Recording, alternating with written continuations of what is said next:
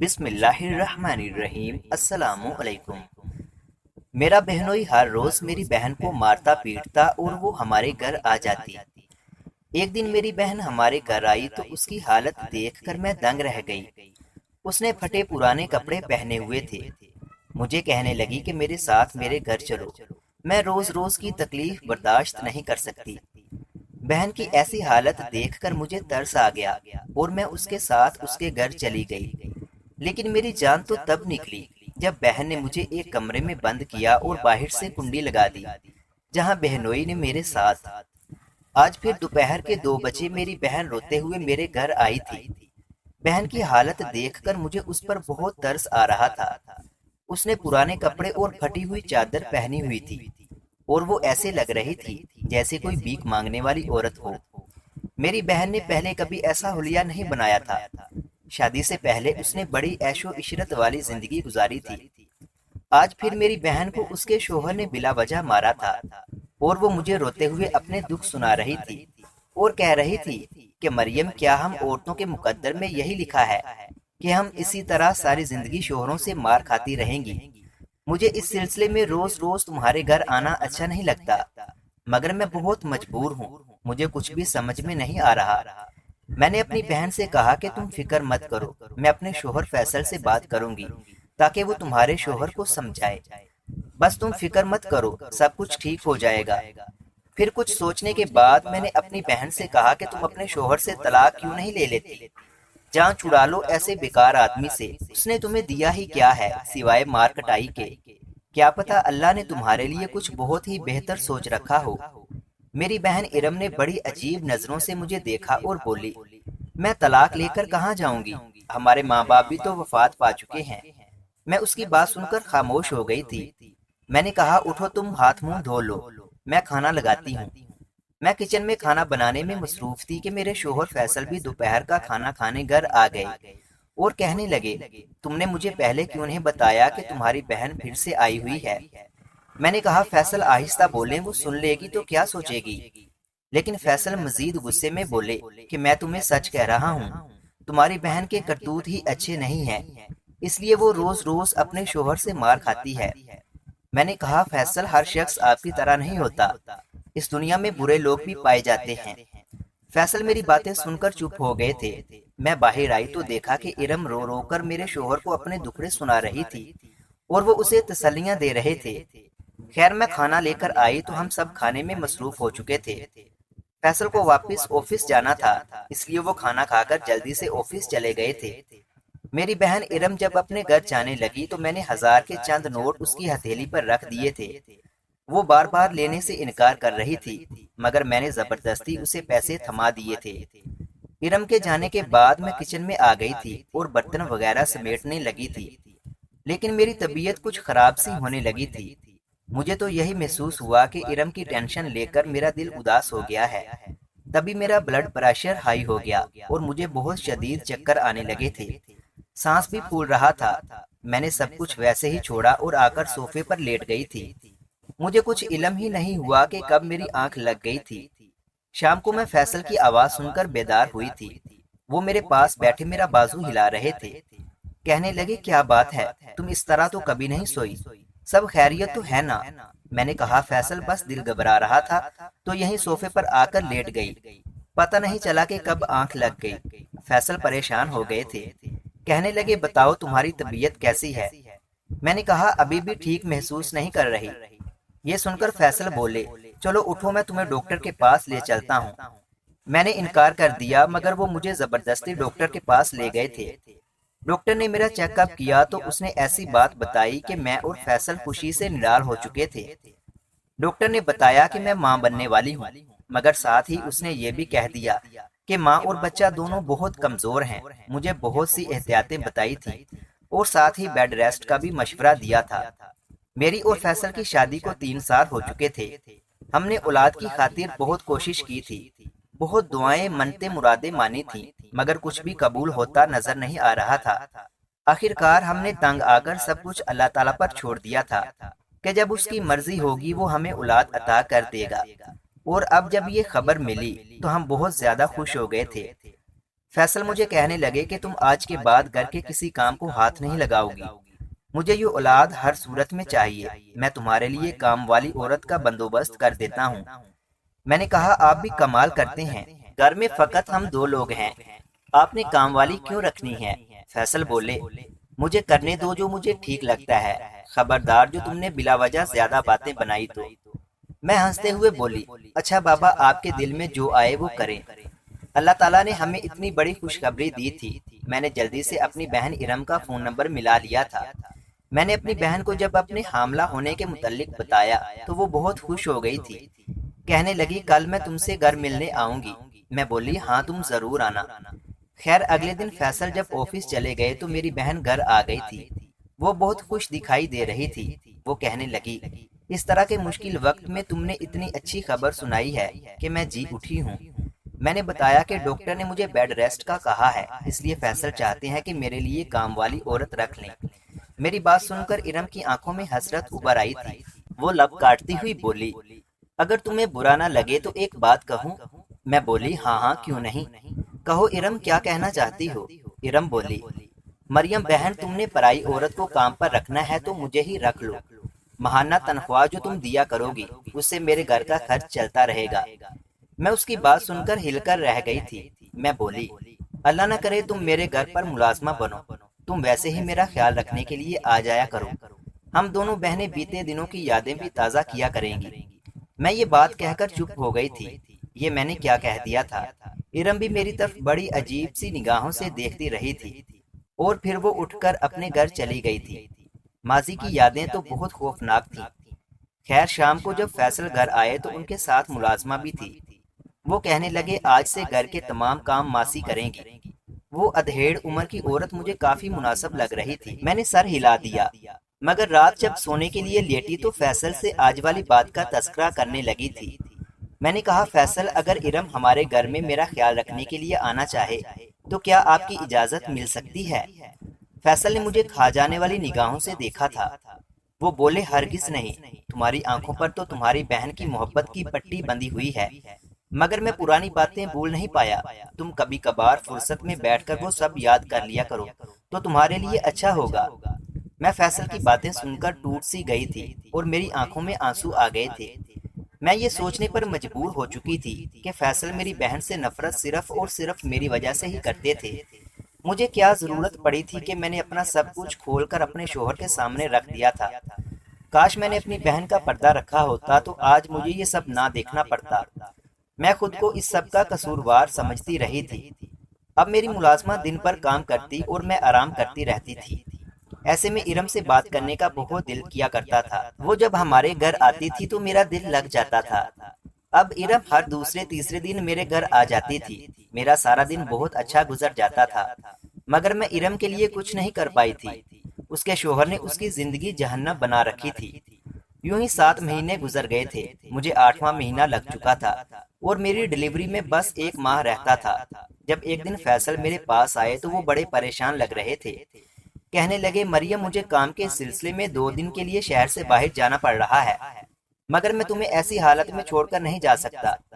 میں نے کہا فیصل آپ بے فکر ہو کر چلے جائیں، صرف 2 دنوں کی تو بات ہے، پھر آپ نے میرے لیے ملازمہ کا بھی تو بندوبست کیا ہوا ہے، میں اسے اپنے گھر میں سلا لیا کروں گی۔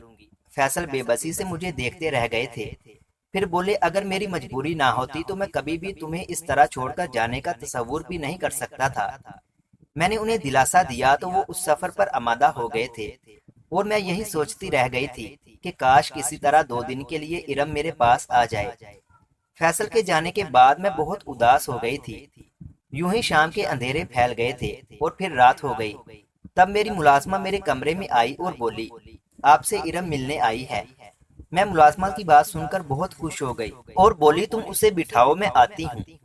میں لاؤنج میں پہنچی تو ارم کی حالت دیکھ کر دنگ رہ گئی تھی، وہ اجڑی ہوئی سی لگ رہی تھی، اس کے بال بکھرے ہوئے تھے اور اس کے چہرے پر زخموں کے نشان تھے۔ وہ بولی مریم تجھے تیرے ہونے والے بچے کا واسطہ ہے، میرا گھر خراب ہونے سے بچا لو، میرا شوہر مجھے طلاق دینا چاہتا ہے۔ میں نے ارم سے پوچھا کہ اب کیا ہو گیا ہے؟ وہ بتانے لگی کہ آج میری آنکھ دیر سے کھلی تھی، بس ناشتہ بناتے ہوئے دیر ہو گئی، اسی بات پر میرے شوہر نے مجھے بہت مارا ہے اور اب مجھے طلاق دینا چاہتا ہے۔ تم میرے ساتھ چلو اور اسے سمجھاؤ۔ مجھے بھی اس کی بات پر غصہ آ گیا تھا۔ میں کہیں جانے کی حالت میں نہیں تھی مگر بہن کی خاطر اس کے ساتھ چل پڑی تھی۔ میں پہلی بار اپنی بہن کے گھر گئی تھی۔ ارم کا گھر دیکھ کر میرا دل بہت پریشان ہو گیا تھا۔ میں سوچنے لگی تھی کہ میری بہن نہ جانے اس چھوٹے سے گھر میں کس طرح سے گزارا کر رہی ہوگی۔ ارم نے بتایا کہ میرا شوہر اس کمرے میں ہے، تم اندر چلی جاؤ۔ میں کمرے میں گئی تو میرا بہنوئی بہت غصے میں تھا۔ وہ میری طرف آگے بڑھا اور میری تو روح لرز گئی جب اس نے مجھے، میری آنکھوں سے آنسو بہتے چلے جا رہے تھے۔ مجھے اپنا ماضی یاد آ رہا تھا جب میری بہن ارم نے مجھے کمرے میں بند کر دیا تھا اور میں رو رو کر امی کو مدد کے لیے پکار رہی تھی۔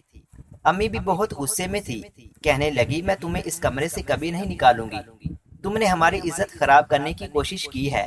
میں تمہارے باپ کو کیا منہ دکھاؤں گی، کیسے بتاؤں گی کہ ارم کے ابو تمہاری بیٹی مریم نے گل کھلا دیا ہے۔ میں بولی امی میری غلطی اتنی بڑی تو نہیں ہے، اب میری بات سمجھنے کی کوشش کریں۔ تبھی امی بولی بکواس بند کر، اب مجھے تمہاری آواز نہ آئے، تمہارا باپ گھر آ گیا ہے، اسے ہرگز پتہ نہیں چلنا چاہیے کہ تم یہاں ہو۔ میں ڈری سہمی ہوئی تھی اس لیے جلدی سے خاموش ہو گئی۔ ابو گھر آئے تو صحن میں ہی بیٹھ گئے تھے، وہ امی کے ساتھ باتیں کر رہے تھے۔ پھر بولے میرے گھر کی رونقیں کہاں ہیں؟ تبھی مجھے ارم کی آواز سنائی دی تھی۔ ارم مجھ سے 3 سال بڑی تھی، وہ ابو کے پاس آ کر بیٹھ گئی تھی۔ وہ بولی ابو میں تو یہاں ہوں۔ ابو بولے میری بیٹی مریم کہاں ہے؟ ارم بتانے لگی ابو آپ کی مریم نے آپ کی عزت خراب کرنے میں کوئی کسر نہیں چھوڑی۔ تبھی امی کی آواز آئی تھی ارم چپ کرو، تم جاؤ اپنے باپ کے لیے کھانا لے کر آؤ۔ ابو نے کہا نہیں نہیں تم چپ کرو، ارم مجھے بتاؤ کیا بات ہے، تم کیا کہنا چاہتی ہو؟ میں تھر تھر کانپنے لگی تھی۔ ارم بتانے لگی ابو آج میں نے مریم کو رنگے ہاتھوں پکڑ لیا ہے، وہ اتنی گندی حرکت کر رہی تھی کہ اگر آپ اسے اپنی نظروں سے دیکھ لیتے تو شاید آپ کو ہارٹ اٹیک آ جاتا۔ مجھ سے یہ سب برداشت نہیں ہوا تھا، اس لیے میں نے اسے سامنے والے کمرے میں بند کر دیا اور امی کو بھی سب کچھ بتا دیا ہے۔ اب تب سے وہ رو رو کر فریادیں کر رہی ہے کہ مجھے کمرے سے باہر نکالو، مگر ہم ایسا نہیں کریں گے۔ ابو مریم جیسی گندی اولاد کو تو مر ہی جانا چاہیے، نہیں تو وہ آپ کا نام خراب کرے گی۔ تھوڑی دیر خاموشی رہی تھی اور پھر اچانک سے میرے کمرے کا دروازہ کھلا تھا اور ہر طرف روشنی چھا گئی تھی۔ ابو میرے روبرو کھڑے تھے اور میں زمین پر بیٹھی رو رہی تھی۔ ابو نے میرا ہاتھ پکڑ کر مجھے اٹھایا تو ایسا لگا تھا جیسے وہ ابھی مجھے مار کر ختم کر دیں گے۔ وہ مجھے ہاتھ سے پکڑ کر باہر لے آئے تھے، پھر پانی کا گلاس بھر کر لائے اور بولے میری بیٹی یہ پی لو۔ میں نے کانپتے ہاتھوں سے پانی کا گلاس تھام لیا تھا، میں بہت خوف زدہ تھی۔ ابو مجھے کمرے میں لائے اور اندر سے کنڈی لگا دی تھی، پھر مجھ سے پوچھنے لگے اب مجھے بتاؤ کہ کیا بات ہے، گھر میں کس قسم کا تماشا لگا ہوا ہے؟ میں پھوٹ پھوٹ کر رونے لگی اور بولی ابو میں سچ میں قصوروار ہوں، میں نے بہت بڑا گناہ کر دیا ہے، میں آپ کی اچھی بیٹی نہیں ہوں، آپ مجھے اپنے ہاتھوں سے مار دیں۔ ابو نے میرے سر پر ہاتھ رکھا اور بولے مجھے اپنا قصور تو بتاؤ۔ میری آنکھیں جھکی ہوئی تھیں۔ میں نے بتایا کہ ابو آپ نے مجھے اور ارم کو جو موبائل فون لے کر دیا تھا اس پر میں نے فیس بک کی آئی ڈی بنائی تھی، میں اس پر ایک لڑکے کے ساتھ باتیں کرنے لگی تھی، وہ مجھے بہت اچھا لگنے لگا تھا۔ وہ بولا کہ تم بھی مجھے بہت اچھی لگتی ہو، مجھے تم سے پیار ہو گیا ہے، اور یہ باتیں سن کر میں تو خوشی سے پاگل ہو گئی تھی۔ پھر اس نے مجھے اپنے موبائل کا نمبر دے دیا، میں رات کے وقت اس کے ساتھ فون پر بات کیا کرتی تھی۔ آج وہ لڑکا صبح کے وقت مجھے کہنے لگا کہ تم ابھی اسی وقت مجھ سے بات کرو، میں نے تمہیں خوشخبری سنانی ہے۔ میں بولی کہ اس وقت میں فون نہیں کر سکتی، گھر میں کسی کو پتہ چل گیا تو قیامت آ جائے گی، مگر وہ ضد کر رہا تھا، اس لیے میں اس کمرے میں آ گئی اور اسے فون کرنے لگی۔ تب اس نے مجھے بتایا کہ اس نے اپنے ابو کا آفس جوائن کر لیا ہے اور اب وہ اپنے پیروں پر کھڑا ہو گیا ہے۔ میں اسے مبارکباد ہی دے رہی تھی کہ ارم آ گئی۔ اس نے فون میرے ہاتھ سے جھپٹ لیا اور جب اس نے لڑکے کی آواز سنی تو میرے منہ پر تھپڑ مار کر مجھے اس کمرے میں بند کر دیا۔ میں یہ باتیں بتا کر چپ کر گئی تھی۔ ابو بولے بیٹی یوں کسی غیر محرم سے بات کرنا گناہ ہے، تم جانتی ہو؟ میں نے ہاں میں سر ہلا دیا تھا۔ ابو بولے پھر تم نے ایسا کیوں کیا؟ ابو میں بہک گئی تھی، مجھے معاف کر دیں۔ ابو بولے تم میری بات اس لڑکے کے ساتھ کرواؤ۔ میں نے کہا موبائل فون تو ارم کے پاس ہے۔ ابو بولے جاؤ اس سے موبائل لے کر آؤ۔ میں کمرے سے باہر گئی اور ارم کی آنکھوں میں آنکھیں ڈال کر بولی مجھے موبائل فون پکڑا دو۔ ارم چیل کی طرح مجھ پر جپٹنے کے لیے آگے بڑھی تھی اور بولی منہ توڑ دوں گی تمہارا اگر تم نے موبائل کا نام بھی لیا تو۔ میں نے کہا کہ ابو مانگ رہے ہیں۔ وہ تو دنگ رہ گئی تھی۔ پھر بڑی مشکل سے اس نے مجھے موبائل دے دیا تھا۔ میں نے فیصل کا نمبر ملایا اور بولی میرے ابو تم سے بات کرنا چاہتے ہیں۔ ابو نے کہا کہ بیٹا مجھے پتا چلا ہے کہ تم اور مریم ایک دوسرے کو پسند کرتے ہو، تم بتاؤ اس رشتے کا آگے کیا کرنا ہے۔ نہ جانے وہ کیا جواب دے رہا تھا۔ پھر ابو بولے بیٹا تم اپنے والدین کو لے کر ہمارے گھر آ جاؤ، ہم گھر میں بیٹھ کر بات کریں گے۔ ابو نے فون بند کر دیا تھا۔ پھر ابو مجھے کہنے لگے وہ لڑکا تمہارا رشتہ لانا چاہتا ہے، دیکھتے ہیں کہ وہ لوگ مناسب ہیں یا نہیں۔ بیٹا اگر مجھے وہ لوگ اچھے لگے تو کیا تم میرا فیصلہ قبول کرو گی؟ میں ابو کے ہاتھ چوم کر بولی مجھے آپ کا ہر فیصلہ قبول ہے۔ ابو مجھے اپنے ساتھ باہر لے آئے تھے اور بولے مریم کی ماں کھانا لگاؤ، ہم سب مل کر کھانا کھائیں گے۔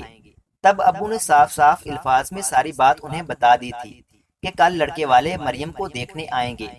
امی کا مزاج تو پھر بھی ٹھیک ہو گیا تھا مگر ارم مجھے گھور کر دیکھ رہی تھی۔ ہم نے خوب اہتمام کیا تھا۔ اگلے دن بڑی سی گاڑی ہمارے گھر کے سامنے آ کر رکی تھی۔ سارے محلے والے دنگ رہ گئے تھے۔ میں تو خود فیصل کے گھر والوں کی شان و شوکت دیکھ کر حیران رہ گئی تھی۔ وہ بہت ہی اچھے لوگ تھے، مجھ پر وارے صدقے جا رہے تھے۔ پہلی نظر میں انہوں نے مجھے پسند کر لیا تھا۔ خیر ابو نے کہا کہ ہم سوچ کر جواب دیں گے۔ ابو نے فیصل کے گھر والوں کی چھان بین کروائی تو وہ اس رشتے سے مطمئن ہو چکے تھے۔ ابو نے ہاں کر دی اور یوں میرا اور فیصل کا رشتہ پکا ہو گیا تھا۔ مگر ارم تو میری دشمن بن گئی تھی۔ اس نے ہر ممکن کوشش کی تھی کہ میرا اور فیصل کا رشتہ ٹوٹ جائے۔ اس نے ہمارے راستے میں بہت روڑے اٹکائے تھے۔ کبھی وہ مجھے فیصل کے خلاف کرتی تو کبھی فیصل کو میرے خلاف۔ فیصل مجھ سے کہا کرتے تھے کہ میں نے آج تک تمہاری بہن جیسی فتنہ عورت نہیں دیکھی۔ خیر ابو نے ارم کے لیے بھی رشتہ ڈھونڈ لیا تھا۔ اس نے ابو کی نظروں میں اچھی بیٹی بننے کے لیے فوراً سے ہاں کر دی تھی اور یوں ہم دونوں بہنوں کی شادی ایک ہی دن ہو گئی تھی۔ میں فیصل کے ساتھ بہت خوش تھی مگر اب میرا اور ارم کا آپس میں کوئی رابطہ نہیں تھا۔ 3 سال یوں ہی گزر گئے تھے۔ ابو اور امی دونوں ہی انتقال کر گئے تھے۔ پھر ایک دن ارم نے مجھ سے رابطہ کیا تھا۔ اس نے بیتے دنوں کی غلطیوں کی مجھ سے معافی مانگ لی تھی اور میں نے بھی اپنا دل صاف کر لیا تھا۔ اب وہ اکثر میرے گھر آیا کرتی تھی، مجھے بتاتی تھی کہ وہ بہت مشکل حالات سے گزر رہی ہے۔ اس کا شوہر شرابی ہے اور اس کو مارتا پیٹتا رہتا ہے۔ میں اپنی بہن کی باتیں سن کر غمزدہ ہو جایا کرتی تھی۔ فیصل کو جب بھی پتا چلتا کہ ارم ہمارے گھر آئی ہے تو وہ بہت ناراض ہوتے اور کہتے تھے کہ تمہاری بہن کی فطرت نہیں بدلی، تم بلا وجہ اس سے اچھا گمان مت رکھو، وہ آج بھی ویسے ہی ہے۔ اور میں سر جھٹک دیتی تھی اور کہتی کہ آپ بلا وجہ بدگمانی پال کر بیٹھے ہیں۔ مگر آج جب ارم نے مجھے اپنے شوہر کے کمرے میں بھیج کر باہر سے کمرے کو کنڈی لگا دی تو مجھے فیصل کی باتیں یاد آ رہی تھیں۔ وہ سچ کہتے تھے۔ ارم کے دروازہ بند کرنے پر میں پریشان ہو گئی تھی۔ تبھی میرے سامنے میرا بہنوئی اٹھ کر کھڑا ہو گیا۔ میں گھبرا گئی تھی۔ وہ آگے بڑھا تو اس نے میرے سر پر ہاتھ رکھ دیا اور بولا گھبرانے کی ضرورت نہیں ہے، تم میری بہنوں کی طرح ہو، چلو آؤ میں تمہیں تمہارے گھر چھوڑ آؤں۔ مجھے حیرت ہوئی تھی۔ میں نے کہا میں آپ پر کس طرح سے یقین کر سکتی ہوں؟ آپ نے تو میری بہن کی زندگی تباہ کر دی ہے۔ آپ اسے بہت مارتے ہیں، اس پر ظلم کرتے ہیں۔ انہوں نے ٹھنڈی سانس لی اور بولے زندگی تو میری تمہاری بہن نے تباہ کر دی ہے، وہ ہر وقت مجھ پر جھوٹے الزامات لگاتی رہتی ہے۔